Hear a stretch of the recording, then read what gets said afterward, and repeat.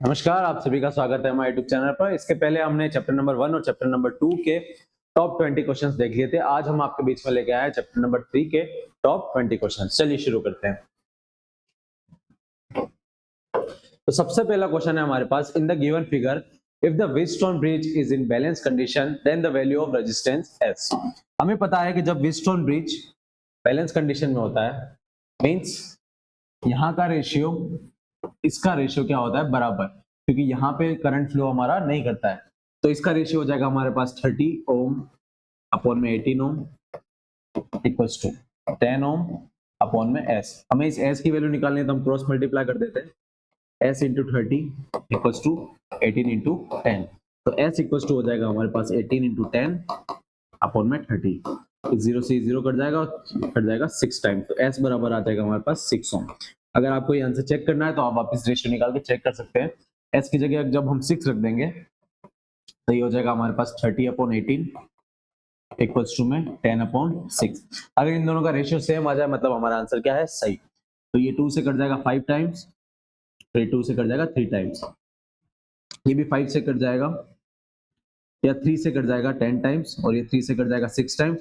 Again ये 2 से cut जाएगा 5 टाइम्स और ये कट जाएगा 3 टाइम्स। तो रेशियो आ जाएगा हमारे पास 5 अपॉन 3 इक्वल्स टू 5/3। तो हमारे जो आंसर आया वो क्या है, एक्यूरेट। चलिए नेक्स्ट क्वेश्चन है हमारे पास, the ammeter reading in the adjoining circuit is. चलिए एमीटर की रीडिंग देख लेते हैं। सबसे पहले हम इसका रेशियो निकाल देते हैं। अगर इसका रेशियो सेम आ जाएगा इसका मतलब ये व्हीटस्टोन ब्रिज की कंडीशन को सेटिस्फाई कर रहा है और मींस यहां से करंट हमारा फ्लो नहीं करेगा। तो रेशियो हो जाएगा हमारा 5/5 इक्वल्स टू 5/5। तो रेशियो हमारा आ रहा है 1/1 इक्वल्स टू 1/1। तो ये व्हीटस्टोन ब्रिज की कंडीशन को सेटिस्फाई कर रहा है। सबसे पहले हम इसका नया सर्किट बना देते हैं। Hence IG equals to 0, means यहां से करंट हमारा कोई भी फ्लो नहीं करेगा। तो हमारा नया इक्विवेलेंट रेजिस्टेंस हो जाएगा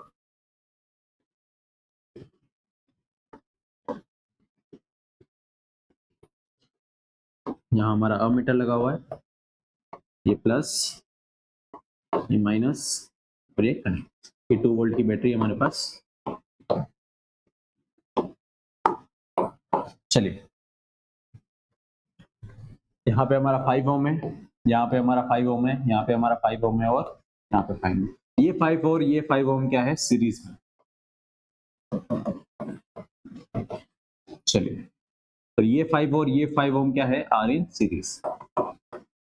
तो इनको नाम दे देते हैं R1, R2, R3 and R4। R1 and R2 are in series. तो इसका इक्विवेलेंट हो जाएगा हमारे पास R इक्विवेलेंट बराबर 5 + 5 = 10 है, एंड R3 एंड R4 और ऑल्सो इन सीरीज। इसका R इक्विवेलेंट हो जाएगा हमारे पास 5 + 5 = 10 ओम। अब नया सर्किट बना लेते हैं। इन दोनों की वजह से जो इक्विवेलेंट आया होगा उसको हम R इक्विवेलेंट जो हमारा आया था 10 ओम, नया आ चुका है हमारे पास, इन दोनों का इक्विवेलेंट भी आया था 10 ओम। चलिए यहाँ पे हमारा अमीटर, यहाँ पे हमारी बैटरी। अब ये दोनों आपस में क्या है, पैरेलल। तो इसको अगेन मैं R1 और R2 नाम दे देता हूँ। Now again R1 and R2 are in parallel. तो यहाँ पे R इक्विवेलेंट हो जाएगा हमारे पास। तो पैरेलल में R इक्विवेलेंट का फॉर्मूला होता है हमारे पास 1/R equivalent equals to 1/R1 + 1/R2। तो 1/R इक्विवेलेंट बराबर हो जाएगा, R1 की वैल्यू 10 है और R2 की वैल्यू भी हमारे पास 10 है। तो ये हो जाएगा 10 हमारा एलसीएम आ जाएगा, तो 1 + 1 इक्वल्स टू 2/10। ये तो 1/R इक्विवेलेंट की वैल्यू, हमें R इक्विवेलेंट की वैल्यू चाहिए तो वो हो जाएगी हमारे पास R equivalent equals to 10/2 that is 5 ohm. चलिए अब मुझे इस अमीटर से करंट की वैल्यू निकालनी है। तो R इक्विवेलेंट आ चुका है, वोल्टेज हमारे पास है, तो V इक्वल्स टू होता है हमारे पास IR। R की वैल्यू 5 है और वोल्टेज हमारा 2 है, तो 2 बराबर हो जाएगा I इंटू R, हम निकाल चुके हैं 5, तो I बराबर आ जाएगा 2/5 एम्पियर। तो ये क्या हो जाएगा हमारा आंसर। चलिए नेक्स्ट क्वेश्चन है हमारे पास, write the corresponding values of X and Y for which the length of conductor X बराबर 4 ओम दे रखा है और Y बराबर 48 into 10 की power -8 ohm metre are reduce to half. चलिए, तो सबसे पहले आपको यूनिट से आइडेंटिफाई करना पड़ेगा कि ये x और y है क्या। सबसे पहले अगर मैं इसकी यूनिट की बात करूं तो इसकी यूनिट है हमारे पास ओम, यानी ये भी हमारे पास रेजिस्टेंस की, बराबर। और यहाँ पे इसकी यूनिट है हमारे पास ओम मीटर, मतलब ये हमको क्या दे रखी है, रेजिस्टिविटी। जब तक आप इसकी यूनिट पता करके ये आइडेंटिफाई नहीं करेंगे कि ये रेजिस्टेंस है या रेजिस्टिविटी, तो आपके आंसर हमेशा क्या आएंगे, गलत। क्योंकि हमको बोला गया है कि corresponding values of X and Y, जब हमारी लेंथ क्या कर दी जाए, आधी। कितनी कर दी जाए, आधी। मान लेते हैं let the initial length be L, now it reduce to half. तो नई लेंथ क्या हो जाएगी हमारी, एल डैश बराबर एल बाई टू। चलिए, सबसे पहले हम एक्स की बात करते हैं। एक्स यहाँ पे क्या है, रेजिस्टेंस है, ठीक है। तो रेजिस्टेंस एल पे कैसे डिपेंड होता है, हमें पता है कि आर बराबर होता है हमारे पास, हमारी रेजिस्टिविटी बराबर होता है हमारे पास R A by L, and resistance बराबर होता है रो एल बाई ए। तो ये फॉर्मूला हमें पता है, यहां से हमें पता चलेगा कि आर जो है वो डायरेक्टली प्रोपोर्शनल किसके होता है, लेंथ के। तो जब हम लेंथ को आधी करेंगे तो रेजिस्टेंस पे क्या फर्क पड़ेगा, तो आर बराबर, अब लेंथ को हमने आधी कर दी तो नया रेजिस्टेंस मान लेते हैं आर डैश, रो लेंथ को कर दी आधी अपॉन में ए, तो आर डैश बराबर हो जाएगा 1/2 रो एल बाई ए, और ये रो एल बाई ए हमारे वापस क्या था, आर, तो आर डैश कितना हो जाएगा अपना r/2। तो जब हम लेंथ आधी करते हैं तो हमारा रेजिस्टेंस भी क्या हो जाता है, आधा। चलिए, अब हम बात करते हैं y की। तो x की वैल्यू कितनी हो जाएगी हमारे पास, रेजिस्टेंस हमें गिवन है 4 ओम। जब हम लेंथ को आधा कर देंगे, व्हेन लेंथ इज हाफ, तो हमने देखा कि रेजिस्टेंस भी क्या हो जाता है, आधा। तो 4 ओम कितना हो जाएगा हमारे पास, एक डैश हो जाएगा हमारे पास 2 ओम। चलिए, तो रेजिस्टेंस जो x है वो तो क्या हो जाएगा हमारे पास 2 ओम। अब बात करते हैं y की, 4y। अब y क्या है हमारे पास, रेजिस्टिविटी। और हमें ये पता होना चाहिए कि रेजिस्टिविटी लेंथ पे डिपेंड नहीं करती, वो डिपेंड करती है टेम्परेचर पे। ये है एक मटेरियल की प्रॉपर्टी, तो it only depends on temperature, it does not depends on size and length of the material। तो चाहे हम लेंथ आधी करें या डबल करें, रेजिस्टिविटी पे उस पर कोई भी फर्क नहीं पड़ेगा। तो रेजिस्टिविटी हमारी क्या थी, 48 into 10 की power -5, y will remains same, जो भी थी हमारी 48 into 10 की पावर -8 ओम मीटर। तो यहाँ पे सबसे बड़ा खेल था आपकी यूनिट का। जब तक आप यूनिट देख के ये आइडेंटिफाई नहीं करेंगे ये रेजिस्टिविटी है रेजिस्टेंस, तो आप भी अगर इसको रेजिस्टेंस मान के सॉल्व कर लेंगे तो आपका आंसर इसका भी हाफ आ जाएगा, जो आपका ऑप्शन में बिल्कुल दिखेगा। आपको ऑप्शंस आपको ऐसे जरूर दिखेंगे, 2 ओम और 24 into 10 की पावर -8, और आप इसको टिक करके आ जाएंगे, जो आपका आंसर गलत हो जाएगा जब तक आप यूनिट नहीं देखेंगे। चलिए नेक्स्ट क्वेश्चन देखते हैं हम। In the figure resistivity of two conductors of same material are rho 1 and rho 2, write the values of ratio rho 1 and rho 2। चलिए, तो हमें एक सर्किट डायग्राम दे रखा है, सर्किट डायग्राम नहीं, एक डायग्राम दे रखा है जिसके अंदर मटेरियल सेम है, हमारा सेम मटेरियल। यहाँ पे लेंथ आपकी हाफ कर दी और यहाँ पे लेंथ आपकी डबल है 4। तो हमने इससे जस्ट पहले वाले क्वेश्चन में देखा कि resistivity does not depends on the size and the length of the wire or object, जो भी है, ठीक है। अब यहाँ पे गिवन है सेम मटेरियल है, तो सेम मटेरियल मतलब उन दोनों की रेजिस्टिविटी क्या होती है, हमेशा सेम। तो ρ1 बराबर ρ2 हो जाएगा। तो हम इसको डिवाइड कर देते हैं, ρ1 ρ2 इधर आ जाएगा तो बचेगा क्या हमारे पास, इक्वल्स टू में 1। तो इसका रेशियो भी क्या आएगा हमारे पास, 1:1। चलिए नेक्स्ट क्वेश्चन है हमारे पास, in the given diagram write the value of current I. तो यहाँ पे हम किरचॉफ का करंट लॉ अप्लाई करते हैं, अप्लाइंग किरचॉफ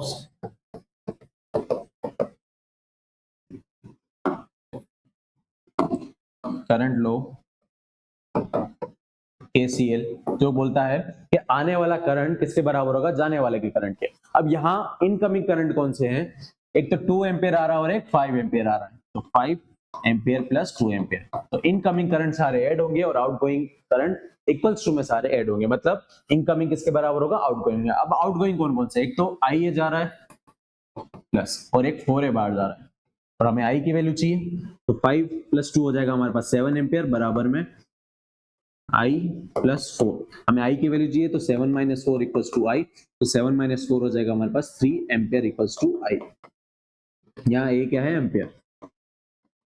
हमने यूनिट के साथ ही इसको सोल्व किया। चलिए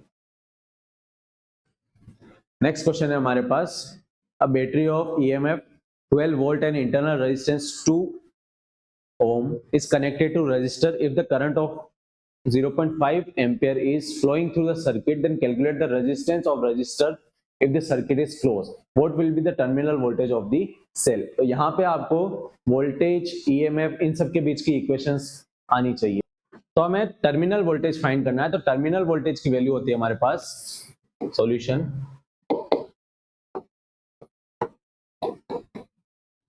टर्मिनल वोल्टेज का फॉर्मूला होता है हमारे पास V = IR, simply Ohm's law के अकॉर्डिंग V = IR। अब हमें गिवन क्या क्या है उसको देख लेते हैं। सबसे पहले हमें बैटरी का EMF गिवन है, EMF गिवन है हमारे पास 12 वोल्ट। चलिए इंटरनल रेजिस्टेंस मतलब स्मॉल r गिवन है हमारे पास 2 ohm is connected to a resistor if the current भी हमें गिवन है 0.5 एम्पियर, पर हमें कैपिटल R की वैल्यू गिवन नहीं है। तो टर्मिनल वोल्टेज के लिए हमें क्या क्या पता होना चाहिए, करंट जो हमें क्वेश्चन में गिवन है, और हमें पता होना चाहिए R, पर R की वैल्यू हमें पता नहीं है। तो सबसे पहले हम R निकाल देते हैं। तो हमें एक रिलेशन पता होना चाहिए इंटरनल रेजिस्टेंस और एक्सटर्नल रेजिस्टेंस और EMF के बीच में। तो वही सेम फॉर्मूला है हमारे पास, EMF = होता है हमारे पास I small r plus capital R। I यहाँ पे आपका करंट है, ये आपका इंटरनल रेजिस्टेंस, ये आपका रेजिस्टेंस, और ये आपका EMF इलेक्ट्रोमैग्नेटिक फोर्स। चलिए तो EMF गिवन है हमारे पास 12 वोल्ट, करंट हमें गिवन है 0.5, इंटरनल रेजिस्टेंस हमें गिवन है 2 और प्लस कैपिटल R हम यहां से निकाल देंगे। तो सबसे पहले हम इसको सोल्व कर देते हैं। तो ये हो जाएगा हमारे पास 12/0.5 = 2 + R।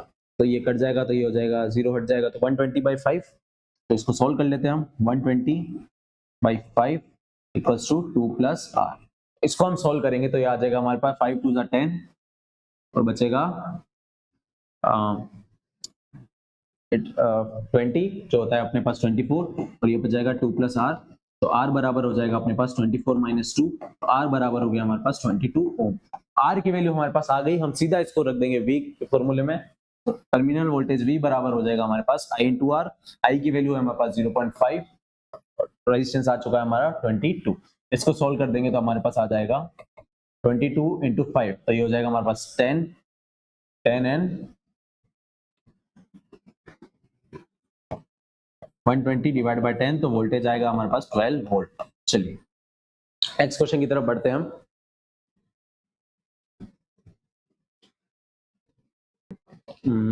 चलिए ये 110 हो जाएगा तो ये आ जाएगा हमारे पास 11 वोल्ट। चलिए नेक्स्ट क्वेश्चन है हमारे पास, calculate the value of unknown resistance R in the given resistance if the Wheatstone bridge is in balance condition. Again Wheatstone bridge पे एक क्वेश्चन आया जब बैलेंस कंडीशन दे रखी है। इन बैलेंस कंडीशन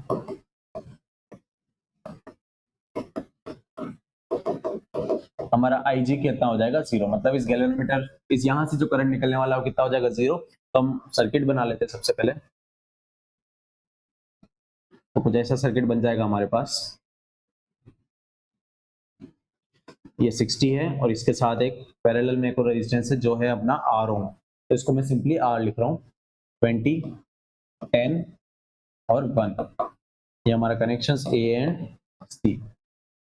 चलिए, तो हमें अननोन रेजिस्टेंस की वैल्यू निकाले, मींस R के निकाल देंगे। अब ये वेस्टर्न ब्रिज है तो इन दोनों का रेशियो इक्वल आना चाहिए। तो सबसे पहले हम इसको सोल्व कर लेते हैं। इसको कुछ नाम दे देता हूं मैं R1 और इसको नाम दे देता हूं मैं R2। In the given circuit R1 and R2 are in parallel. जहां रास्ते टूट रहे हैं मतलब वो क्या है, पैरेलल में। देखिए यहां से अगर आप चलना शुरू करें तो यहाँ रास्ते दो भागों में बढ़ रहे हैं, मतलब ये क्या है, पैरेलल। अगर रास्ते नहीं टूट रहे तो वो सारी चीजें क्या है, सीरीज में। ये याद रखने का तरीका है। तो R1 and R2 are in parallel. चलिए, तो यहाँ पे पैरेलल का फॉर्मूला होता है 1/R equivalent equals to 1/R1 plus 1/R2। R equivalent निकालना है, तो R1 की वैल्यू है हमारे पास 60, तो 1/60, और R2 की वैल्यू अपने पास R। तो एलसीएम आ जाएगा हमारे पास 60R, और ऊपर हो जाएगा हमारे पास R plus 60 equals to 1/R equivalent. तो R इक्विवेलेंट हमारे पास आ गया 60R/R प्लस 60। चलिए, तो R इक्विवेलेंट हम निकाल चुके हैं इन दोनों का। तो वापस हम सर्किट बना लेते हैं।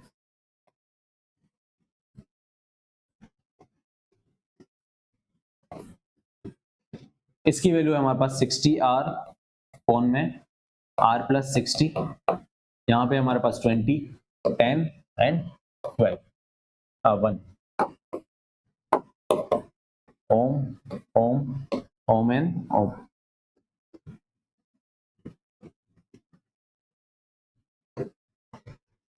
चलिए, अब अगर ये वेस्टर्न ब्रिज की कंडीशन को सेटिस्फाई कर रहा है तो इसका रेशियो और इसके बराबर होना चाहिए।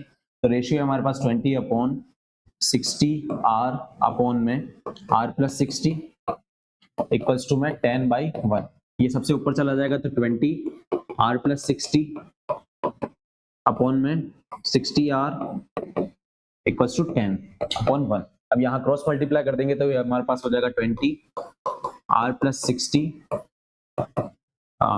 60R plus two 10। सबसे पहले हम इसको यहीं सिंप्लीफाई कर देते हैं, 0 से 0 और 2 से 6 कर जाएगा 3 टाइम्स। तो ये हमारे पास सीधा हो जाएगा R प्लस 60 अपॉन में 3R equals to 10/1। Cross multiply करेंगे तो R plus 60 equals to 30R। तो R की वैल्यू चाहिए हमें, तो 60 बराबर हो जाएगा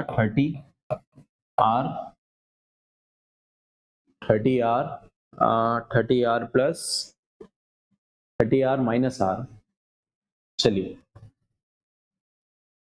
तो ये हो जाएगा हमारे पास, R उधर चला जाएगा तो 60 बराबर हो जाएगा हमारे पास 29R।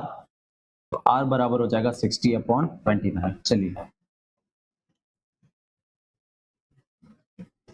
तो यहाँ पे क्वेश्चन में हमने 60 मान के किया। अगर क्वेश्चन में 6 होता तो इसका आंसर कुछ और आता, पर हमने 60 मान के किया है तो कोई बात नहीं, हमारा आंसर वैसे भी आ चुका है। तो R की वैल्यू आ गई हमारे पास 60/29। चलिए, नेक्स्ट है हमारा, the number of density of free electrons in a copper conductor is 8.5 into 10⁻28 metre inverse cube. How long does an electron take to drift from one end of wire to another? The area of cross section and current is 3 ampere. चलिए, तो सबसे पहले जो given चीज है वो हम लिख लेते हैं। सबसे पहले हमें गिवन है नंबर डेंसिटी। नंबर डेंसिटी हम शो करते हैं स्मॉल एन से। तो नंबर डेंसिटी हमें दे रखी है 8.5 into 10⁻28।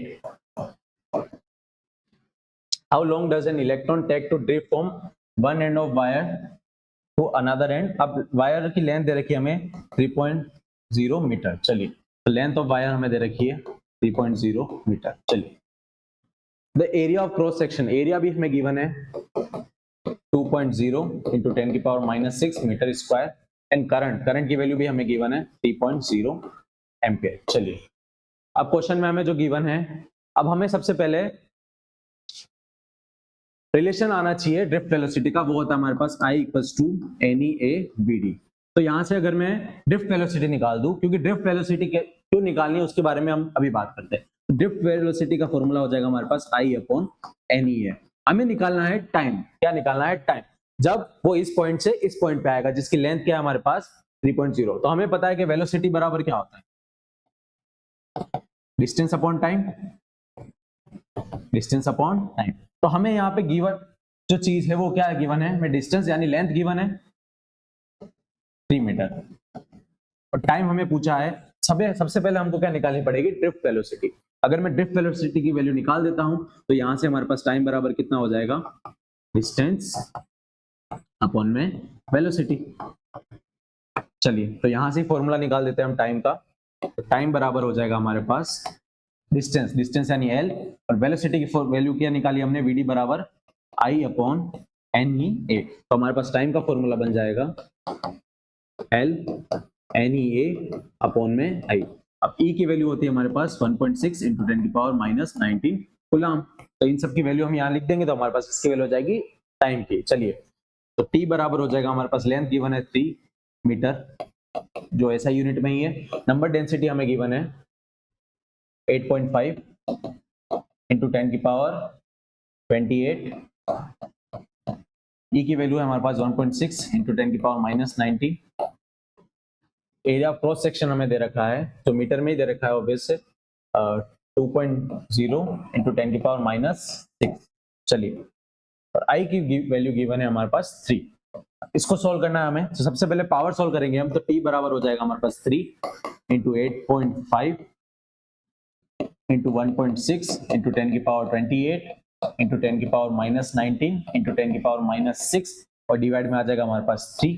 यहाँ से एक पॉइंट हटा तो नीचे 10, तो यहाँ से भी एक पॉइंट हटा तो नीचे 10। चलिए तो 3 से 3 कट जाएगा हमारे पास। तो टी बराबर बचेगा हमारे पास 85 इंटू 16 इंटू ये हो जाएगा 10 की पावर 2। 10 की पावर 2 ऊपर जाएगा तो 10 की पावर माइनस 2 हो जाएगा और 10 की पावर माइनस 2 और माइनस 6 हो जाएगा हमारे पास 10 की पावर माइनस 8। तो ये 10 की पावर 28 इंटू 10 की पावर माइनस 8 इंटू 10 की पावर माइनस 19। चलिए ये प्लस का 28 है माइनस का 28,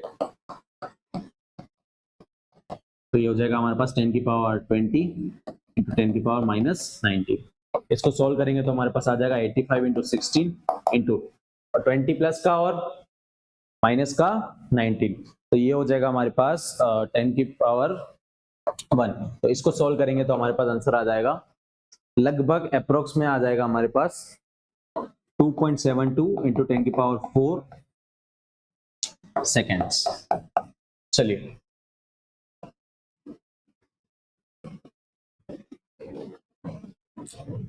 तो यहाँ पे सबसे पहले हमको टाइम निकालना था। तो टाइम हम वेलोसिटी से रिलेट कर सकते हैं। तो वेलोसिटी होता है हमारे पास डिस्टेंस अपॉन टाइम। तो टाइम का फॉर्मूला हो जाएगा हमारे पास डिस्टेंस अपॉन वेलोसिटी। और वेलोसिटी हम कैसे निकाल सकते हैं, ड्रिफ्ट वेलोसिटी की बात करेंगे तो यहाँ पे आई इक्वल होता है N E A V D. सबसे पहले वीडी का फॉर्मूला निकाला और वीडी के फॉर्मूले को यहाँ पे पुट कर दिया। चलिए नेक्स्ट क्वेश्चन है हमारे पास, अ सिल्वर वायर है resistance 2.1 ohm at 27.5 degree Celsius and 2.7 ohm at 100 degree Celsius, determine the temperature coefficient of resistivity. चलिए सबसे पहले हमें कोफिशिएंट ऑफ रेजिस्टिविटी निकालना है जो होता है हमारे पास अल्फा। तो सबसे पहले गिवन क्या है हमारे पास, रेजिस्टेंस R1 गिवन है हमारे पास 2.1 ओम एट टेम्परेचर T1 जो कितना है हमारे पास 27.5 डिग्री सेल्सियस।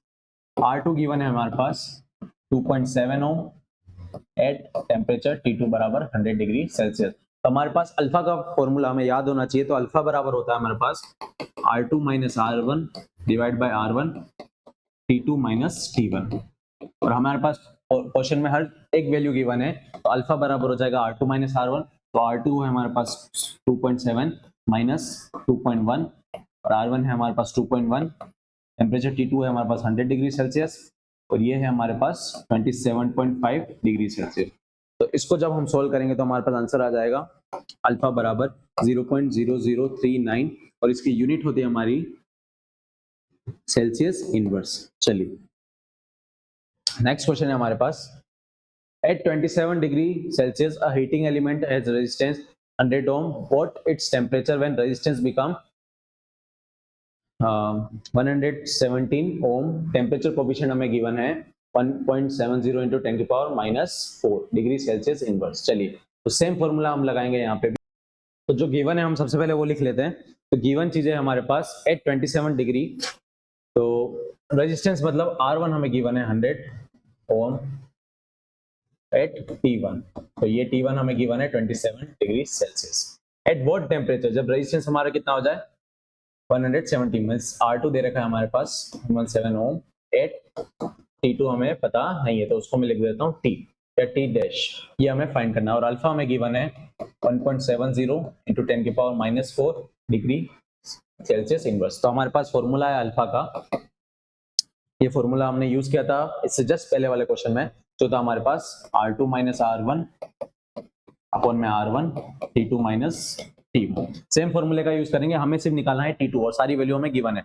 अल्फा हमें गिवन है 1.70 into 10 की पावर -4 इक्वल्स टू R2 हमें गिवन है 117 माइनस R1 गिवन है हमारे पास 100, R1 है हमारे पास 100 एंड T2 है हमारे पास जो फाइंड करना है, जिसे हमें T डैश माना था माइनस T1 हमें गिवन है 27। चलिए इसको सॉल्व कर लेते हैं। सबसे पहले इस 100 का मल्टीप्लाई इधर कर देते हैं, तो ये हो जाएगा हमारे पास 170, अगर ये पॉइंट हटा दो तो नीचे हो जाएगा 100, ये 100 जब इधर आ जाएगा तो क्रॉस मल्टीप्लाई में 100 into 10 की पावर -4 इक्वल्स टू 117 एंड -100, तो ये हो जाएगा हमारे पास प्लस का 17 अपॉन में T डैश -27। चलिए तो 100 से ये 100 कट जाएगा, तो ये बचेगा हमारे पास 170 into 10 की power -4 equals to 17 upon T -2।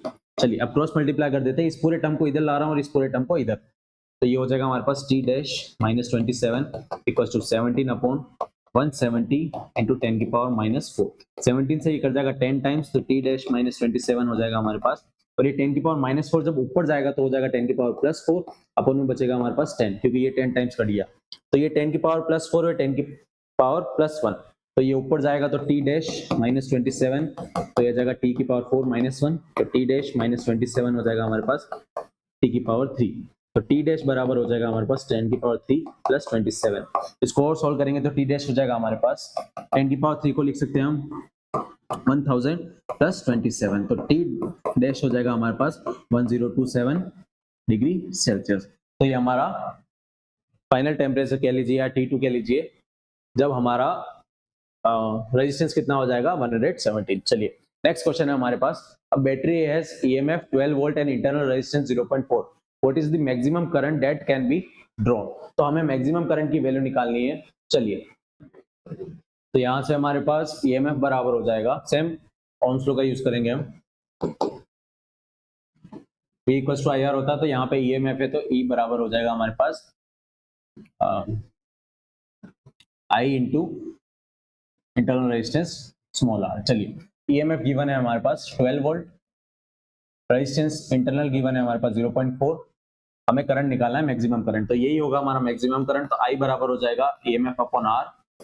EMF given है हमारे पास 12 वोल्ट और R है हमारे पास 0.4, तो ये 10 हट जाएगा यहाँ पे, तो ये आ जाएगा I बराबर आ जाएगा हमारे पास 4 3 12 और इंटू 10, तो आ जाएगा हमारे पास 30 एम्पियर। चलिए नेक्स्ट क्वेश्चन है हमारे पास, अ cell of EMF 1.25 volt gives balance point at 35.0 centimeter when replaced by another cell. Balance point shifts to 63.0 centimeter. Find the EMF of second cell. चलिए तो यहाँ पे हमको एक रेशियो पता होना चाहिए, तो हमें EMF और सेल के बीच का रेशियो पता होना चाहिए, तो वो रेशियो होता है हमारे पास the relation between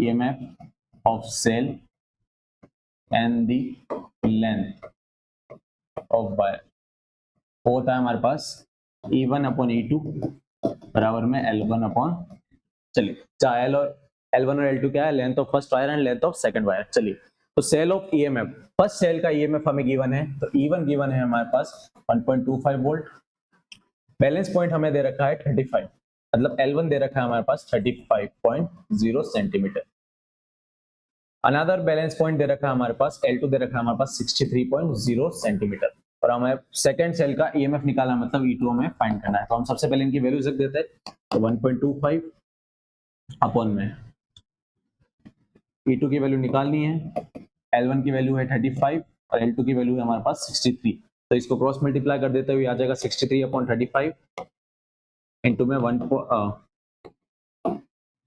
इसके साथ मल्टीप्लाई होगा तो 1.25 इक्वल्स टू E2, तो ये आ जाएगा हमारा अप्रोक्सीमेटली 1.8 इंटू 1.25। इसको जब हम सोल्व करेंगे तो कैलकुलेट का यूज करके हम इसको आंसर निकाल देंगे, तो ये लगभग हमारे पास आ जाएगा 2.25 वोल्ट। तो E2 की वैल्यू आ जाएगी हमारे पास 2.25 वोल्ट। यहाँ पे मेन ये रिलेशन है कि हम जब ईएमएफ और लेंथ के बीच की बात करेंगे तो हमारे पास रिलेशन क्या होता है, E1 अपॉन E2 बराबर L1 अपॉन L2। चलिए नेक्स्ट क्वेश्चन है हमारे पास, a wire is stretched to double its length, what happen to its resistance. चलिए तो रेजिस्टेंस की बात करते हैं हम। चलिए सबसे पहले हम कंसीडर कर लेते हैं, मान लीजिए एक वायर है, लेट वायर ले लेते हैं हम, इसका इनिशियल में क्रॉस सेक्शन एरिया आई है और लेंथ कितनी है L। इनिशियल की बात करते हैं तो इनिशियल में इसका रेजिस्टेंस किसके बराबर होगा, रो L बाई ए के बराबर। चलिए अब किसकी बात करते हैं हम, अगर इसकी लेंथ को जस्ट डबल कर दिया जाए, मतलब इसकी पहली लेंथ L थी, अब इसकी L को क्या कर दिया गया, डबल। अब लेंथ को क्या कर दिया, डबल, खींच के किया गया है, स्ट्रेच किया गया। स्ट्रेच कहां से होगा, अब कुछ अलग से तो कोई मटेरियल इसमें डाला नहीं जाएगा, ये जो पहले से जो था उसी को स्ट्रेच किया जाएगा। तो समझिए, तो पहले रेजिस्टेंस हमारा ये, अब जब L जो थी हमारी, नई L मान लेते हैं हम, वो कितनी होगी, 2 टाइम्स होगी, कितनी होगी, 2 टाइम्स। L डैश लिख देता हूं मैं 2L। चलिए तो अब जो नया रेजिस्टेंस होगा R डैश, अब मटेरियल तो वही है तो ये तो वही रहेगा। चलिए L की बात करते हैं, L हो चुकी है हमारी L डैश। अब लेंथ चेंज होने से कौन चेंज होगा, एरिया। कौन चेंज होगा, एरिया। इसको पता करते हैं। चलिए हमें पता है कि जैसे ही इसकी लेंथ चेंज करेंगे तो इसका सबसे पहले क्या चेंज होगा, वॉल्यूम। क्या चेंज होगा, वॉल्यूम। और वॉल्यूम को हम लिख सकते हैं एरिया इंटू लेंथ L। तो एरिया बराबर क्या हो जाएगा, वॉल्यूम अपॉन लेंथ। अब जो नया एरिया बना है A डैश, वो क्या हो जाएगा, जिसके अंदर लेंथ क्या होगी, डबल, तो वही हो जाएगा वॉल्यूम अपॉन 2L। अब वॉल्यूम अपॉन लेंथ वापस क्या लिख देंगे हम, A। मतलब एरिया क्या हो जाएगा हमारे पास, आधा। तो यहां से फॉर्मूले से तो हमने प्रूव कर दिया कि एरिया भी क्या हो जाएगा हमारा, आधा। पर आप समझिए, जब इस वायर हमारे पास है L लेंथ का, और जब उसको हम स्ट्रेच करेंगे, अब कोई अलग से तो कोई मटेरियल ला नहीं रही है स्ट्रेच करने के लिए, हम उसी वायर को स्ट्रेच कर रहे हैं, मतलब क्या, वो वायर और थिनर होता जाएगा, मतलब पतला होता जाएगा। और उसका क्रॉस सेक्शन पहले A था, तो लेंथ डबल करने पे उसका क्रॉस सेक्शन एरिया क्या हो जाएगा, A/2। तो हमें पता करना है कि जो नया रेजिस्टेंस है उसमें क्या बदलाव आएगा। चलिए अब जो नया रेजिस्टेंस है, फॉर्मूला क्या होता है, रो L dash upon A dash, क्योंकि एरिया भी अब हमारा चेंज होगा। एरिया क्या हो जाएगा, हाफ, और लेंथ क्या हो जाएगी हमारी, डबल। तो चलिए तो R डैश, रो तो हमारा सेम रहने वाला है, L डैश हमारी क्या हो जाएगी, 2L। चलिए और A डैश क्या हो जाएगा हमारा, A/2। अब ये 2 ऊपर चला जाएगा मल्टीप्लाई में, तो R डैश बराबर हो जाएगा 2 इंटू 2 रो L/A। और रो L/ हमारे पास क्या था, पुराने R की वैल्यू, तो इसको हम वापस R लिख देंगे, तो R डैश बराबर हो जाएगा 4 टाइम्स ऑफ R। मतलब अब जो नया रेजिस्टेंस है वो क्या हो जाएगा, 4 गुना से बढ़ जाएगा। क्योंकि हुआ क्या, पहले तो लेंथ कम थी पर एरिया ज्यादा था, तो करंट इजीली फ्लो हो पा रहा था। पर अब एरिया क्या हो गया, बहुत ही कम, थिनर एरिया हो गया। तो थिनर एरिया से करंट फ्लो होने में ज्यादा दिक्कत होगी। क्यों, क्योंकि रेजिस्टेंस हो चुका है हमारा अब 4 टाइम्स। चलिए नेक्स्ट क्वेश्चन है हमारे पास, अब बैटरी जिसका वोल्टेज दे रखा है और रेजिस्टेंस दे रखा है, is charge by 120 volt DC supply using 15.5 ohm series resistor, find terminal voltage. चलिए तो हमें यहाँ पे टर्मिनल वोल्टेज निकालना है व्हाइल चार्जिंग।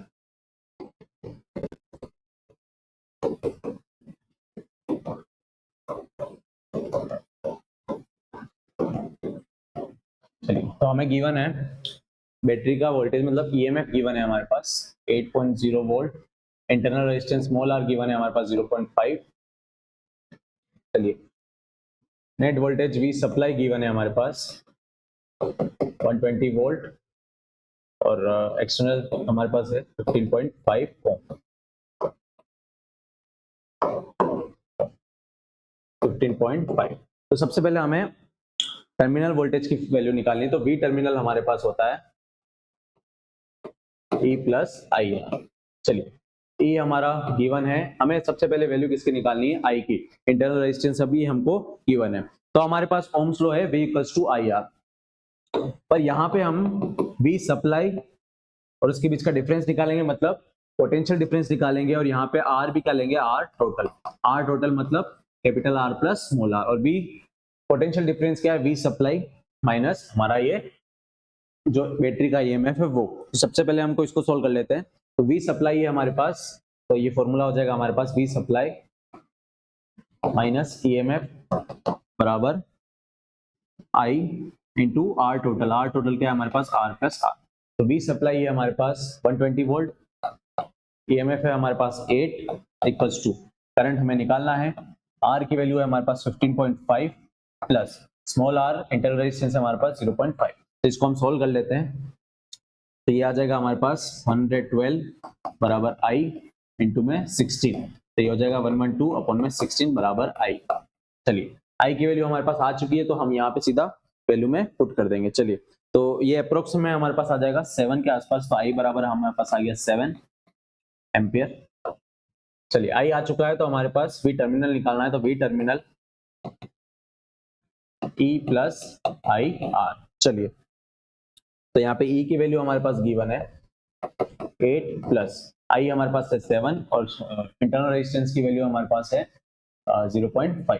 चलिए तो 7 5 35, तो ये हो जाएगा 3.5। तो V टर्मिनल हो जाएगा हमारे पास 8 प्लस 3.5, तो ये आ जाएगा हमारे पास 11.5 वोल्ट। चलिए तो यहाँ से हम टर्मिनल वोल्टेज निकाल चुके, जो हमारे पास आ रहा है 11.5 वोल्ट। चलिए तो सबसे पहले आपको मेन इस क्वेश्चन में ये रिलेशन पता होना चाहिए कि व्हेन चार्जिंग की बात कर रहे हैं तो चार्जिंग में हमारा पोटेंशियल डिफरेंस बराबर जो भी V सप्लाई और माइनस क्या होगा हमारे पास जो EMF का वोल्टेज है वो, और रेजिस्टेंस में हमारा टोटल रेजिस्टेंस आएगा।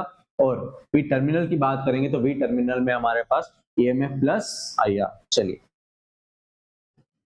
नेक्स्ट क्वेश्चन है हमारे पास, two bulbs mark 220 volts 40 volt and 220 volt 60 volt which has higher resistance. तो हमारे पास टू बल्ब्स की मार्किंग बता रखी है कि उसका वोल्टेज कितना है और पावर कितना है। सबसे पहले चलिए तो हमारे पास पावर और वोल्टेज और रेजिस्टेंस के बीच का रिलेशन होता है P बराबर होता है हमारे पास V स्क्वायर बाई R। चलिए जहां पावर की यूनिट होती है हमारी वोल्ट्स में, वोल्टेज की होती है हमारी वोल्ट में और रेजिस्टेंस की हमारी ओम में। तो हमारे पास पावर और वोल्टेज दे रखा है और हमें रेजिस्टेंस पूछा है। तो सबसे पहले मैं पहले बल्ब का निकाल देता हूँ, first bulb.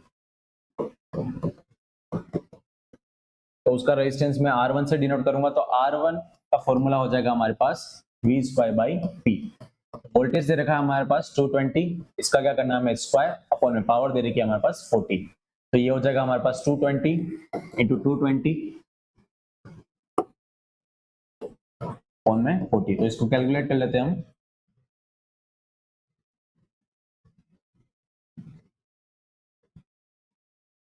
To 220 into 220 divide by 40, तो ये आ रहा है हमारे पास 1210 ओम। चलिए नेक्स्ट है हमारे पास fourth second bulb.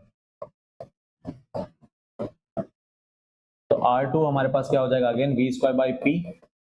V square हमारे पास अगेन दे रखा है 220 इंटू 220 मींस 220 का होल स्क्वायर और वो पावर दे रखा है हमारे पास 60। तो इसको सोल्व कर लेते हैं हम।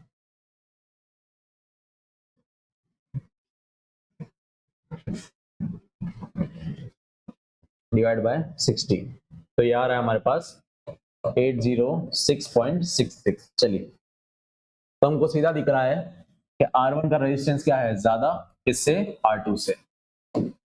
सो R1 हैज मोर रेजिस्टेंस। चलिए तो यहां से हमें यह भी पता चल रहा है कि जिसका पावर ज्यादा है उसका रेजिस्टेंस भी क्या है कम, और जिसकी पावर कम है उसका रेजिस्टेंस क्या है हमारे पास ज्यादा। चलिए यहाँ पे हमारी पावर कम थी तो रेजिस्टेंस क्या है हमारे पास ज्यादा, तो जिसकी पावर ज्यादा है उसका रेजिस्टेंस हमारा क्या आया था कम। चलिए नेक्स्ट क्वेश्चन है हमारे पास, 3 resistors 1 ohm 2 ohm and 3 ohm in series are connected to 12 volt battery, find the potential drop across each। चलिए तो सबके अंदर पोटेंशियल ड्रॉप निकालना है। चलिए तो अकॉर्डिंग टू क्वेश्चन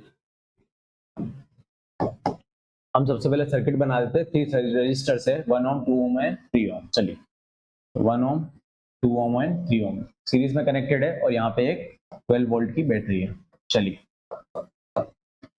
तो 1 ohm 2 ohm and 3 ohm अब सीरीज में कनेक्टेड है, हमें पोटेंशियल ड्रॉप सबके लिए है। तो यहाँ पे पोटेंशियल ड्रॉप हम मान लेते हैं V1, यहाँ पे मान लेते हैं V2 और यहाँ पे मान लेते हैं V3। चलिए अब हमें पता है कि in series current is same. तो सबसे पहले हम करंट की वैल्यू निकाल देते हैं, क्योंकि सीरीज में हर पॉइंट पे यहाँ पे भी करंट की वैल्यू और यहाँ पे भी करंट की वैल्यू और यहाँ पे भी करंट की वैल्यू क्या रहने वाली है हमें सेम। तो सबसे पहले मैं उसको लिख देता हूँ I। तो सबसे पहले मैं निकालूंगा R इक्विवेलेंट। तो ये सीरीज में कनेक्टेड है तो आर इक्विवेलेंट हमारा सीधा ऐड हो जाएगा, तो 1 + 2 + 3 तो हमारे पास हो जाएगा 6 ओम बराबर। आर इक्विवेलेंट आ चुका है, तो यहाँ पे फॉर्मूला लगाएंगे हम Ohm's law using Ohm's law, V equal होता है हमारे पास IR। चलिए वोल्टेज हमारे पास 12, करंट हमें निकालना है और टोटल आर इक्विवेलेंट आ चुका है हमारे पास 6, तो 12/6 बराबर I, तो I आ चुका है हमारे पास 2 एम्पियर। चलिए अब सीरीज में करंट क्या रहने वाला है, सेम, तो हर पॉइंट पे हर रेजिस्टेंस से जो करंट निकल रहा है वो कितना है अपने पास 2 एम्पियर। चलिए तो सबसे पहले हम पोटेंशियल ड्रॉप अक्रॉस R1 जो कितना है हमारे पास 1 ओम, तो यहाँ पे क्या फॉर्मूला लगाएंगे वापस Ohm's law V equals to IR। अब यहाँ पे पोटेंशियल ड्रॉप है, मतलब इसको मैं V1 बोल देता हूँ और करंट की वैल्यू तो सेम है और यहाँ पे रेजिस्टेंस R1, तो V1 करंट कितना है हमारे पास 2 और R1 की वैल्यू हमारे पास 1, तो ये आ जाएगा हमारे पास 2 वोल्ट। चलिए सेम पोटेंशियल अक्रॉस R2 कितना है हमारे पास 2 ओम, तो V2 बराबर हो जाएगा IR2, तो V2 बराबर हो जाएगा I तो हमारे पास वापस 2 है, तो R2 है हमारे पास 2, तो ये हो जाएगा हमारे पास 4 वोल्ट। सेम R3 कितना है हमारे पास 3 ओम, तो V3 बराबर हो जाएगा IR3, I अगेन 2 है और R3 हमारे पास 3 है, तो ये हो जाएगा 6 वोल्ट। तो चलिए तो V1 बराबर आ गया 2 वोल्ट, V2 बराबर हो गया 4 वोल्ट एंड V3 बराबर हो गया 6 वोल्ट। चलिए नेक्स्ट क्वेश्चन है हमारे पास, a circuit has 2 loops with batteries 20 volt and 12 volt and 3 resistors 10 ohm, 4 ohm and 8 ohm. The 4 ohm resistance is common to both loops. Find current through each resistor. चलिए अब ये है हमारा KCL और KVL use करके। चलिए सबसे पहले हम सर्किट बना लेते हैं। तो हमें 2 बैटरी लेनी है और 3 रेजिस्टेंस लेने और कॉमन रेजिस्टेंस होना चाहिए 4। चलिए सबसे पहले हम कॉमन रेजिस्टेंस बना देते हैं, ये हमारा 4। चलिए यहाँ पे हम बैटरी ले लेते हैं, तो बैटरी हम 20 वोल्ट की इधर ले रहे हैं, तो ये हमारा पॉजिटिव टर्मिनल, ये हमारा नेगेटिव टर्मिनल। चलिए एक रेजिस्टेंस इसमें जोड़ना है तो वो जोड़ लेते हैं हम 10 ओम, ये हमारी 20 वोल्ट की बैटरी, ये प्लस और ये हमारा माइनस। चलिए एक लूप हमारा कंप्लीट हो चुका है, सेकंड लूप में हम रेजिस्टेंस जोड़ देते हैं 8, यहाँ पे हम एक और बैटरी जोड़ देते हैं। आप चाहे वैसे जोड़ सकते हैं, बस आपकी इक्वेशंस कैसे भी बन सकती है, पर लास्ट का जो आपका फाइनल रिजल्ट है वो आपका क्या आएगा सेम। चलिए आप चाहे तो बैटरी का प्लस ऊपर रख सकते हैं, माइनस नीचे रख सकते हैं, कोई दिक्कत वाली बात इसमें नहीं है। तो ये हो जाएगा हमारी 12 वोल्ट, ये हमारा प्लस और ये हमारा माइनस। चलिए सबसे पहले हम एक लूप बना लेते हैं, ये फर्स्ट लूप और ये हमारा सेकेंड लूप। बैटरी के फर्स्ट पॉजिटिव टर्मिनल से करंट निकलेगा, तो यहाँ से जो करंट निकल रहा है मैं उसको I1 बोल रहा हूँ, तो यहाँ से जो करंट निकल रहा है वो हम क्या बोल रहे हैं I2। तो यहाँ से जाएगा, यहाँ पे एक जंक्शन आ गया, तो ये करंट अब बटेगा, कैसे बटेगा, I1 इधर से आएगा और I2 इधर से जाएगा। चलिए तो यहाँ पे आके ये मिलेगा। चलिए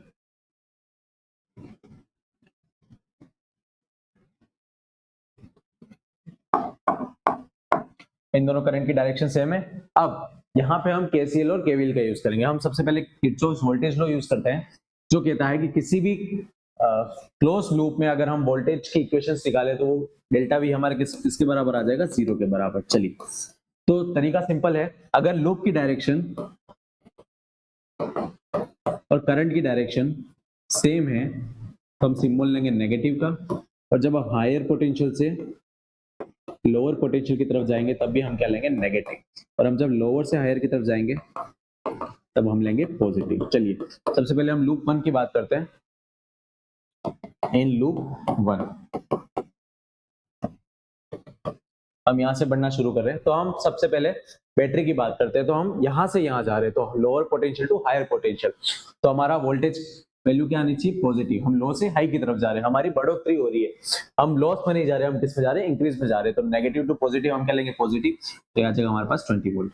चलिए अब I1 और लूप की डायरेक्शन, करंट और आपकी डायरेक्शन अगर सेम है तो हम क्या लेंगे, नेगेटिव, तो यहाँ आ जाएगा V = IR होता है, तो वोल्टेज हमारा 20, रेजिस्टेंस हमारा 10 और करंट है हमारा I1, तो ये हो जाएगा माइनस का I1 × 10 ओम। चलिए अब आगे बढ़ते हैं। अब हमारा रेजिस्टेंस कितना है, 4। अब लूप की डायरेक्शन और करंट की डायरेक्शन आपकी क्या है, सेम, तो वापस क्या आएगा आपके पास, नेगेटिव। रेजिस्टेंस की वैल्यू है 4, तो करंट यहाँ से I1 आ रहा है और यहाँ से I2, तो ये हो जाएगा हमारे पास I1 - I2 और इक्वल टू क्या हो जाएगा, 0। ये हो जाएगी हमारी इक्वेशन फर्स्ट। इसको हम सॉल्व कर लेते हैं, तो ये हो जाएगा हमारे पास 20 - 10i1 माइनस का 4i1 और प्लस का 4i2 इक्वल्स टू 0। चलिए तो यहां से ये हो जाएगा 20 minus 14i1 plus 4i2 equals to 0।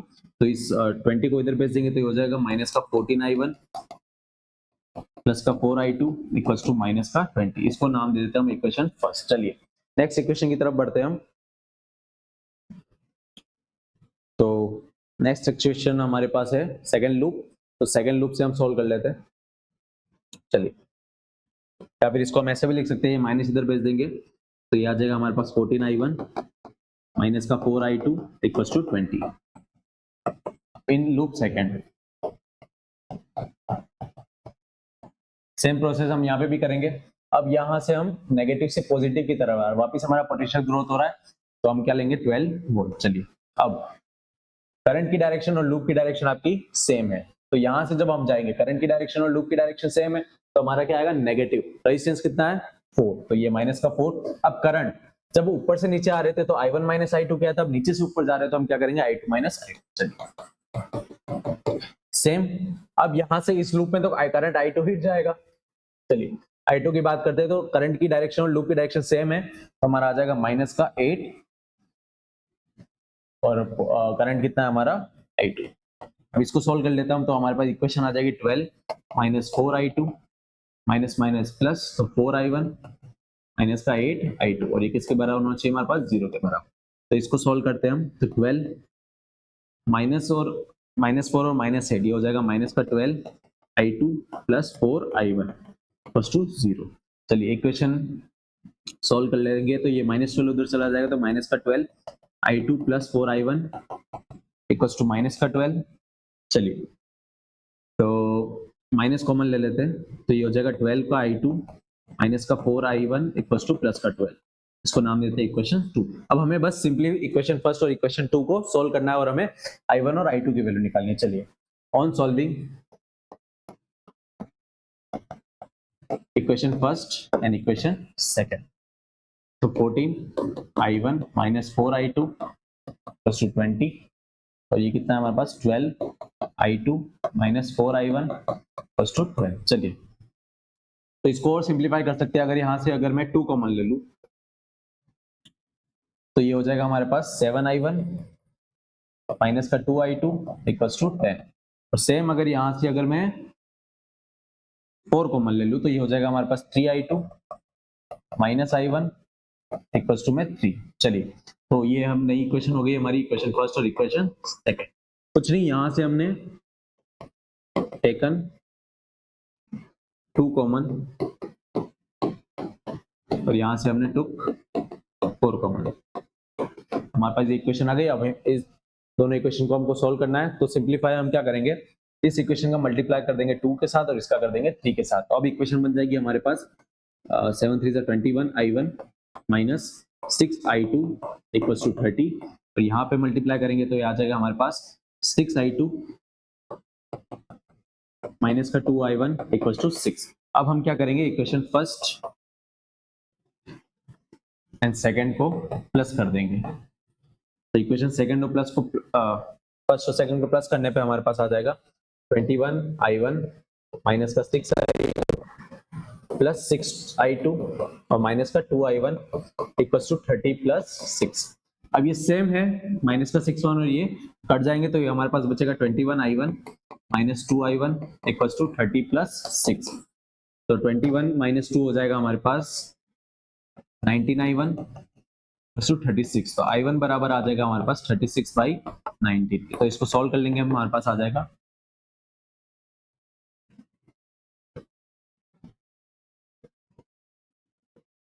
36 divide by 90। तो ये आ जाएगा हमारे पास अप्रोक्स में 1.89 एम्पियर। चलिए अब i1 की वैल्यू आ चुकी है हमारे पास। अब i1 की वैल्यू हम किसी भी इक्वेशन में रख देंगे तो हमारे पास इसकी वैल्यू आ जाएगी i2 की। चलिए इसमें ही रख देते हैं तो 6i2 माइनस 2 i1 की कितनी है 1, अप्रोक्स में हम 2 ले लेते हैं, हमारे कैलकुलेशन इजी हो जाएगी। हमें बस कंसेप्ट समझ में आना चाहिए। अब हमने i1 को ले लिया 2 टू 6 तो 6i2 माइनस 4 टू 6 तो 6i2 बराबर हो जाएगा हमारे पास 6 प्लस 4, तो I2 बराबर हो जाएगा हमारे पास 10/6, या फिर आप कह लीजिए I2 बराबर हो गया 5/3। अब I1 की वैल्यू भी आ चुकी है और I2 की वैल्यू भी आ चुकी है। अब आपको क्वेश्चन में क्या पूछा, इच रेजिस्टेंस से करंट की वैल्यू, तो इस रेजिस्टेंस से हमारा I1 जा रहा है और I1 की वैल्यू हमारी अप्रोक्स में आई थी 2 एम्पियर। I2 की बात करें तो I2 की वैल्यू आई है हमारे पास, I2 की वैल्यू आई है हमारे पास 5/3। चलिए, तो I2 की वैल्यू है हमारे पास 5/3। इस रेजिस्टेंस की बात करें तो इस रेजिस्टेंस से करंट कितना जा रहा है, I1 minus I2, I1 minus I2, तो ये हो जाएगा हमारे पास 2 माइनस 5/3। 5/3 होता है हमारे पास अप्रोक्स में 1.7 के आसपास, तो ये आ जाएगा हमारे पास 0.3। तो करंट थ्रू I की वैल्यू अगर हम 10 ओम से बात करें तो ये हो जाएगी हमारे पास 2, 8 ओम से बात करें तो ये हो जाएगी हमारे 1.7, और हमारे पास 4 ओम की बात करें तो ये हो जाएगी हमारे पास 0.3। ये भी अप्रोक्स में ही हमारे पास ये 1.6 के आसपास आई थी। चलिए, तो तीनों की वैल्यू हमारे पास आ चुकी है। चलिए नेक्स्ट क्वेश्चन की तरफ बढ़ते हैं। An electric circuit consists of 4 resistors R1, R2, R3, R4 and are connected with source of EMF E1 equals to 6 volt, E2 equals to 12 volt. Determine the electric current flow in the circuit as shows in the figure. चलिए, अब question में हमें एक circuit given है। सबसे पहले हम electric circuit में 4 रेजिस्टेंस है R1 की वैल्यू लिख लेते हैं। R1 की वैल्यू है हमारे पास 12 ओम, R2 की वैल्यू भी हमारे पास है 12 ओम, E1 की वैल्यू हमें दे रखी है 6 वोल्ट, E2 की वैल्यू देखिए हमें 12 वोल्ट, ये करंट यहाँ से I निकल रहा है। R3 की वैल्यू हमें दे रखी है 3 ओम, और R4 की वैल्यू हमें दे रखी है 6 ओम। हमें निकालना है determine the electric current flow is in the circuit, हमें इस I की वैल्यू निकालनी है। तो हम यहाँ पे भी क्या लगाएंगे, KVL, किरचॉफ का वोल्टेज लॉ। चलिए, सबसे पहले हम इन दोनों जो ये R1 और R2 जो हमारे पैरेलल में है, इसको हम इक्विवेलेंट कर लेते हैं as R1 and R2 are in parallel। तो हमारे पास R इक्विवेलेंट कितना हो जाएगा, 1/R इक्विवेलेंट बराबर 1/R1 प्लस 1/R2। चलिए, तो ये हो जाएगा हमारे पास 1/12 प्लस 1/12। चलिए, तो 12 एलसीएम आ जाएगा, तो 1 + 1 = 2/12 = 1/6। तो 1/R इक्विवेलेंट हो गया 1/6, तो R इक्विवेलेंट बराबर हो गया हमारे पास 6 ओम। तो हम नया सर्किट बना लेते हैं, सबसे बढ़िया। तो नया सर्किट बन जाएगा हमारे पास, ये हमारे पास है E1, R3, R4, E2, और ये हमारा R इक्विवेलेंट आया था अभी छोड़। तो R इक्विवेलेंट को हम R डैश लिख देंगे, तो वो हमारा आया था 6 ओम। ये थी हमारी 6 वोल्ट, ये थी हमारी 12 वोल्ट, ये हमारी थी 3 ओम, ये हमारी थी 6 ओम, और ये हमारा आ चुका था 6। चलिए, हमें I की वैल्यू निकालनी है और I करंट यहाँ से यहाँ फ्लो कर रहा है। चलिए, तो हम एक लूप कंसीडर कर लेते हैं। ये लूप कंसीडर कर लिया। सबसे पहले हम यहाँ से शुरू करते हैं, तो I करंट निकल रहा है। अब करंट की डायरेक्शन और लूप की डायरेक्शन सेम है, तो हम क्या लेंगे, माइनस का सिंबल, तो माइनस का 6 और रेजिस्टेंस कितना है R डैश। चलिए, आगे बढ़ेंगे हम। हाँ, करंट है हमारा I और R डैश हमारा कितना है 6। चलिए, आगे बढ़े, तो ये पॉजिटिव टर्मिनल और ये नेगेटिव टर्मिनल। अब पॉजिटिव से नेगेटिव की तरफ जा रहे हैं, तो हमारा क्या हो रहा है, पोटेंशियल ड्रॉप हो रहा है, तो ये आ जाएगा माइनस का 6 वोल्ट। चलिए, अब आगे बढ़े, करंट की डायरेक्शन और लेफ्ट की डायरेक्शन वापस सेम है, तो नेगेटिव माइनस का 3I सेम, माइनस का 6I। अब माइनस से प्लस की तरफ जा रहे हैं, तो हमारा क्या आ जाएगा, प्लस का, तो ये आ जाएगा प्लस का 12 वोल्ट इक्वल्स टू 0। इसको हम सोल्व कर ले तो आ जाएगा माइनस का 6I, माइनस का 6 भी हमारा वोल्टेज है, माइनस का 3I, माइनस का 6I प्लस का 12 इक्वल्स टू 0। चलिए, 12 माइनस 6 हो जाएगा हमारे पास प्लस का 6, तो माइनस का 6I, माइनस का 3I और माइनस का 6I, और ये हो जाएगा हमारे पास प्लस का 6 इक्वल्स टू 0। अभी 6 को उधर भेज देंगे तो वो भी हो जाएगा माइनस का 6, माइनस का 6I, माइनस का 3I, माइनस का 6I इक्वल्स टू माइनस का 6। माइनस दोनों तरफ से कॉमन ले लेंगे, तो हमारे पास बचेगा 6I plus 3I plus 6I equals to 6 minus का, और माइनस माइनस प्लस, तो 6 और ये 12, 13, 14, 15I टू 6, तो आई बराबर आ गया हमारे पास 6/15 एम्पियर। चलिए, और ये क्या हो गया हमारे पास आंसर। चलिए नेक्स्ट क्वेश्चन है हमारे पास, same calculate the current that flows in the 1 ohm resistance in the following circuit. चलिए सेम हम यहाँ पे क्या लगाएंगे, केवीएल का रूल। तो यहाँ पे सेम हम दो लूप कंसीडर करेंगे। तो सबसे पहले हम लूप 1 यहाँ कंसीडर कर लेते हैं और लूप 2 यहाँ कंसीडर कर लेते हैं। तो ये हो गया हमारा लूप 1, तो ये हमारा हो गया लूप 2। चलिए, आपको यहाँ पे लूप कंसीडर करना आना चाहिए कि आप कौन सी डायरेक्शन में लूप मान रहे हैं। आप चाहे तो डायरेक्शन एंटी क्लॉकवाइज भी रख सकते हैं और आप चाहे तो डायरेक्शन क्लॉकवाइज भी रख सकते हैं। पर आपको बस यही याद रखना है कि जब आपकी डायरेक्शन और लूप की डायरेक्शन और करंट की डायरेक्शन सेम होगी तो हम नेगेटिव लेंगे, और जब हम बैटरी के प्लस से माइनस में जाएंगे तो हम क्या लेंगे,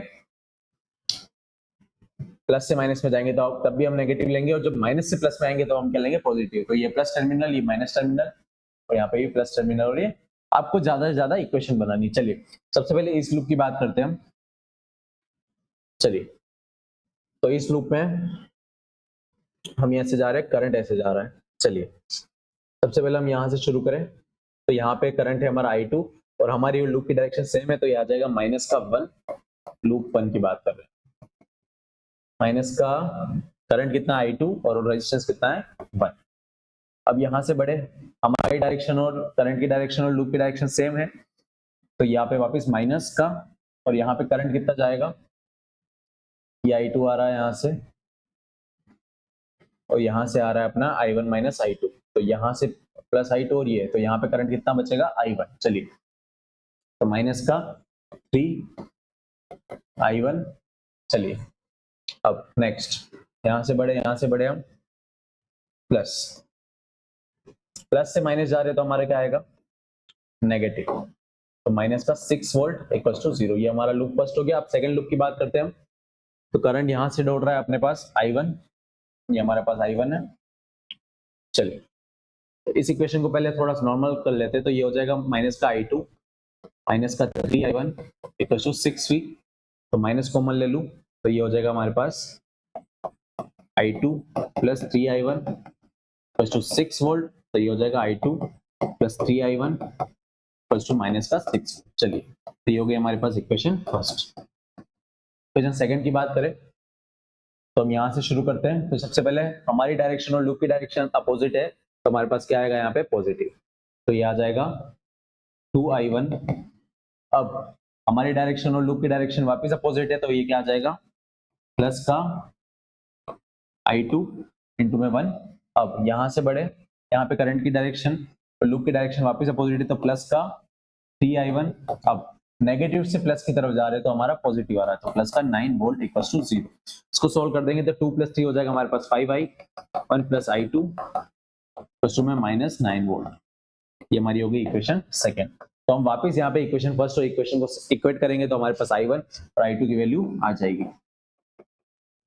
चलिए, तो इस तरह से आपको किरचॉफ वोल्टेज लॉ और किरचॉफ वोल्टेज लॉ हमने यहाँ पे एक क्वेश्चन वो, एक क्वेश्चन ये और एक क्वेश्चन ये, तो हमने 3 तरह के क्वेश्चंस देख लिए जहां पे हमने क्या लगाया, केवीएल। अब लास्ट क्वेश्चन है हमारा केवीएल पे, जो हमारा है, if 12 resistors each of resistance 12 ohm are connected in a cubical network, then determine the equivalent resistance of this network across the diagonally opposite corners of the cube. चलिए, सबसे पहले हम 12 ohm रेजिस्टेंस सबकी value दे रखी है, चलो अच्छी बात है। पर हम एक नॉर्मल सर्किट मान लेते हैं जिसका रेजिस्टेंस R हो और वो डायगोनल के हर एक एज पे लगा हो, और उसके हम अगर डायगोनली अपोजिट कॉर्नर पे क्या निकाले,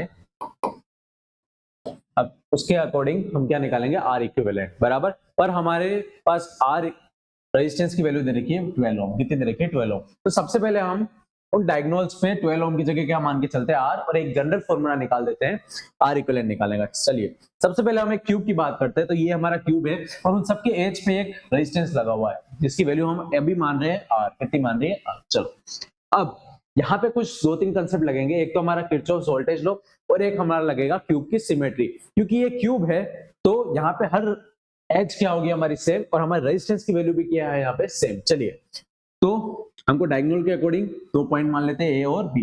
ये हमारा बॉडी डायगोनल है, ये पॉइंट और ये पॉइंट बी। तो यहाँ से जो डायगोनल बनेगा वो हमारा क्या है, बॉडी डायगोनल। इसके अक्रॉस हमको R इक्विवेलेंट निकालना है। चलिए, सबसे पहले हम यहाँ पे एक बैटरी कंसीडर कर लेते हैं। इसको मैं नाम दे देता हूँ एम और एन, ये उसका प्लस टर्मिनल और ये उसका नेगेटिव टर्मिनल। चलिए ये पॉइंट ए, ये पॉइंट एक्स, ये पॉइंट वाई और ये पॉइंट बी। चलिए अब हम कंसीडर कर लेते हैं कि इस बैटरी से 3i करंट निकल रहा है, जिस करंट की वैल्यू कितनी है 3i। 3i क्यों लिए? क्योंकि यहाँ पे हम बात कर रहे हैं क्यूब की, तो क्यूब के हर एज पे सेम रेजिस्टेंस रखा हुआ है। फॉर एग्जांपल मान लीजिए एक रास्ता है, यहाँ से 3 रास्ते बढ़ रहे हैं बराबर, और तीनों पे सेम अमाउंट का रेजिस्टेंस रखा हुआ है। अब करंट आई आया, ठीक है, अब रेजिस्टेंस सेम है तो करंट भी तीनों भागों में बराबर बटेगा, तो ये करंट कितना हो जाएगा I/3, ये करंट भी कितना हो जाएगा I/3 और ये करंट भी कितना हो जाएगा I/3। तो कैलकुलेशन को इजी करने के लिए मैंने यहाँ करंट की वैल्यू कितनी कर दी 3i। फॉर एग्जांपल सेम इस केस में अगर हम 3i करंट को फ्लो कराते तो कैसे बढ़ता आई और आई के फॉर्म में, तो हमारी कैलकुलेशंस क्या हो जाती थोड़ी इजी। चलिए तो सबसे पहले हम बात करते हैं सिमेट्री की। तो यहां से जो करंट निकलेगा, अब ये 3 भागों में बढ़ रहा है क्योंकि ये क्या है क्यूब, तो क्यूब का ये हिस्सा कुछ ऐसे जा रहा है, ऐसे बढ़ रहा है। तो यहां से अगर 3i करंट आ रहा है तो वो ऐसे बटेगा आई और आई। चलिए हम जानते हैं कि जितना करंट जा रहा है उतना ही करंट वापस आएगा, क्योंकि ये किरचॉफ का करंट लॉ कहता है कि जितना करंट जा रहा है उतना ही करंट वापस आएगा। तो 3i करंट जा रहा है तो बैटरी में वापस भी कितना आएगा 3i करंट आएगा बराबर। चलिए तो 3i करंट निकल रहा है तो यहाँ 3 रास्तों में बट रहा है और हर रास्ते का रेजिस्टेंस कितना है R, तो ये कैसे बटेगा आई और आई में। चलिए वैसे की वजह सिमेट्री हमको ऊपर की तरफ देखने को मिल रही है, जहां ये लूप पूरा कंप्लीट हो रहा है और ये वापस बैटरी की तरफ आ रहा है। तो हमें पता है कि किरचॉफ का करंट लॉ क्या बोलता है, जितना करंट जा रहा है उतना ही करंट वापस आएगा।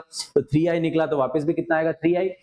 और देखिए यहाँ पे भी 3 रास्ते बढ़ रहे हैं, एक और ये 3 रास्ते मिल रहे हैं, तो ये ऑब्वियस बात है कि यहाँ से आई आ रहा होगा, यहाँ से आई आ रहा होगा और यहाँ से आई आ रहा होगा, तब जाके ये टोटल कितना आ रहा होगा 3i बराबर। चलिए तो ये और ये क्या है हमारी सिमेट्री। अब जैसे जैसे हम आगे बढ़ेंगे वहां पे करंट और 2 भागों में टूटता जाएगा। जैसे हमने यहाँ से चलना शुरू किया, यहाँ पे वापस 2 रास्ते आए तो करंट वापस टूटा, सेम रेजिस्टेंस है तो सेम भागों में टूटेगा। फॉर एग्जांपल अगर यहाँ रेजिस्टेंस 2R होता और यहाँ 3R होता तो ये इक्वल स्प्लिट नहीं होता। यहाँ पे रेजिस्टेंस की वैल्यू सेम है तो ये स्प्लिट भी इक्वल होगा, तो ये I/2 और I/2 में बटा। चलिए यहाँ पे भी सेम, ये आई जा रहा है और यहाँ 2 भागों में बट रहा है I/2 और I/2, सेम यहाँ से आई जा रहा है और ये 2 भागों में बट रहा है और I/2 और I/2 में बट रहा है। चलिए आगे जाके मिलके वापस आई बनेगा, तो ये I/2 यहाँ से जा रहा है, ये I/2 यहाँ से मिल रहा है और ये मिलके वापस कितना बन रहा है आई। यहाँ पे भी सेम प्रोसेस हो रहा है और यहाँ पे भी हमारा सेम प्रोसेस हो रहा है। चलिए ये I/2 यहाँ से और ये I/2 यहाँ से। चलिए तो ये टोटल हमारा लूप बन चुका है। अब यहाँ पे हमको लगाना है किरचॉफ का वोल्टेज लॉ। तो मैं सबसे पहले एक लूप कंसीडर कर लेता हूं। तो लूप है हमारा, लूप हम ले लेते हैं एम ए इन लूप। आप कोई सा भी लूप कंसीडर कर सकते हैं, आप चाहे तो एक कंप्लीट लूप होना चाहिए कुल मिला के। सबसे पहले हम ये ले लेते हैं एम है एक्स वाई बी और वापिस हम आ जाएंगे एन और एम में। तो ये कंप्लीट लूप हम ले रहे हैं और इस कंप्लीट लूप में हम केवीएल लगाएंगे, अप्लाइंग किरचॉफ्स वोल्टेज लॉ, और हम किसकी वैल्यू निकालेंगे आर इक्विवेलेंट की। ठीक है चलिए तो हम यहाँ लगाएंगे, तो हम यहाँ से करंट फ्लो कर रहा है, अगर लूप की डायरेक्शन में ही जा रहे हैं तो करंट भी उसी डायरेक्शन में, तो हम क्या लेंगे नेगेटिव। तो हमारा लूप इस डायरेक्शन से जा रहा है, हम ए से निकल रहे हैं और वापस एम से आ रहे हैं, तो ऐसे करके हम लूप में जा रहे हैं। चलिए तो ये हमारा प्लस टर्मिनल। चलिए हमारी डायरेक्शन और लूप की डायरेक्शन सेम है तो क्या आएगा माइनस का, करंट है आई और रेजिस्टेंस कितना है आर। चलिए आगे बढ़े, अब ये वाला रेजिस्टेंस आया, चलिए माइनस करंट कितना है I/2 और रेजिस्टेंस कितना है आर, सेम डायरेक्शन तो नेगेटिव I/2 आर। चलिए आगे बढ़े, तो यहाँ पे करंट की वैल्यू क्या आई और सेम डायरेक्शन है तो I × R। वापिस इधर आए, चलिए अब यहाँ पे आए, करंट की डायरेक्शन हम नेगेटिव से प्लस की तरफ जा रहे हैं, मतलब lower potential to higher potential जा रहे हैं, तब हम क्या आएगा हमारा पॉजिटिव, तो ये हमारा वोल्टेज V = 0। चलिए इसको सोल्व कर लेते हैं हम। तो इसको सोल्व करेंगे तो ये आ जाएगा माइनस का IR और माइनस का IR माइनस का I/2R = में माइनस का V। चलिए माइनस कॉमन ले लेते हैं, तो ये बचेगा IR plus I/2 IR = minus का V, माइनस से माइनस कट जाएगा तो IR प्लस IR हो जाएगा हमारे पास 2IR प्लस I/2R = V। अब एलसीएम आ जाएगा 2, तो ये हो जाएगा हमारे पास 4IR प्लस IR = V, तो ये आ जाएगा हमारे पास 5IR/2 = V। चलिए यहाँ पे हम इसको नाम दे देते हैं equation first. As we know, हमें पता है अब हमें आर इक्विवेलेंट की वैल्यू चाहिए, तो आर इक्विवेलेंट बराबर कितना हो जाएगा 2v अपॉन में 5i। चलिए, तो आर इक्विवेलेंट आ चुका है, तो अब इसको हम वापस पूरे बड़े से मेश से जो हमारा रिजल्टेंट आया उसको हम एक छोटे फॉर्म में लिख लेते हैं। चलिए,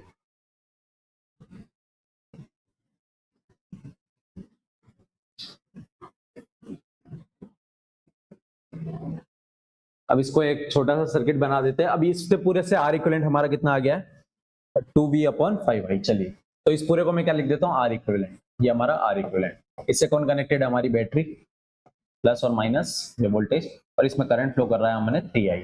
तो यहाँ पे अगर मैं ओम्स लॉ लगाऊं using Ohm's law, v equals to क्या होता है हमारे पास आई आर, आर की वैल्यू हमारे पास आ चुकी है, और v equals to I R, current कितना लिया था हमने 3i इंटू में r। चलिए, एक v बराबर 3ir है और एक v बराबर है हमारे पास 5ir/2। चलिए, तो दोनों को इक्वेट कर देते हैं, इसका नाम दे दिया इक्वेशन सेकंड। अगर v बराबर 3ir है और एक v बराबर 5ir/2 है, चलिए, तो यहाँ पे हम वो अपना आर इक्विवेलेंट है। चलिए, तो इन दोनों इक्वेशंस को हम इक्वेट करके किसकी वैल्यू निकाल सकते हैं, आर इक्विवेलेंट की। तो सीधा सीधा मैं यहाँ v की वैल्यू रख दूंगा और मेरे पास किसकी वैल्यू आ जाएगी, आर इक्विवेलेंट की। चलिए, तो v की वैल्यू हम रख लेते हैं, आर इक्विवेलेंट, तो v बराबर आर इक्विवेलेंट है। ये आर इक्विवेलेंट नहीं है हमारा, ये तो हमारा सीधा नॉर्मल रेजिस्टेंस है, पर रेजिस्टेंस की वैल्यू निकाली, एक रेजिस्टेंस की वैल्यू कितनी आ रही है वो, तो वोल्टेज बराबर ये है, तो वो है तो 5ir/2 इक्वल्स टू में 3ir इक्विवेलेंट। तो r इक्विवेलेंट बराबर कितना हो जाएगा 5ir/2 इंटू में 3 डिवाइड में 3i equals to r equivalent. अब i से i कट जाएगा, 3 इंटू 2 हो जाएगा 6, तो ये आ जाएगा हमारे पास 5/6 इंटू r इक्वल्स टू में r इक्विवेलेंट। तो जब हमें एक क्यूब दे रखा और उसके एजेस पे क्या रखी हो हमारे पास रेजिस्टेंस, तो हमारे पास उसके आर इक्विवेलेंट का फॉर्मूला क्या आता है 5/6 इंटू आर, जहां आर क्या है जो एज पे हमारा रेजिस्टेंस रखा हुआ है वो। तो ये तब निकलेगी जब हमारे इसके अलोंग निकालनी हो हमें डायगोनल के अलोंग। अब देखिए, हमें क्वेश्चन में हर रेजिस्टेंस की वैल्यू दे रखी है 12 रेजिस्ट, कितनी दे रखी है 12 ओम दे रखी है। चलिए, तो अब आर की जगह सिंप्लीफाई क्या रख देंगे, on putting R equals to 12 ohm, तो हमारे पास क्या आ जाएगा 5/6 into 12 equals to R equivalent, तो ये आ जाएगा 10। R इक्विवेलेंट की वैल्यू हमारी इस केस में कितनी आ जाएगी 10। चलिए, तो हमने लगभग इस चैप्टर के टॉप 20 क्वेश्चंस देख लिए, जिसके अंदर हमने मोस्टली लास्ट वाले जो थे हमने केवीएल और केसीएल के क्वेश्चंस देखे थे। मोस्टली मेरा इसका टारगेट था कि आपको लूप कंसीडर करना आ जाए और लूप से आप इक्वेशन बनाना आ जाए, और 10th क्लास में आपने इक्वेशन सॉल्व करना सीखा ही होगा, तो उस बेसिस पे आप सीधा दो इक्वेशंस को सॉल्व करके आप i1 और i2 की वैल्यू निकाल सकते हैं। चलिए, तो हमने टॉप 20 क्वेश्चंस देख लिए इस चैप्टर के। आगे वाली सीरीज में हम नेक्स्ट चैप्टर के भी क्वेश्चंस लाएंगे। Thank you.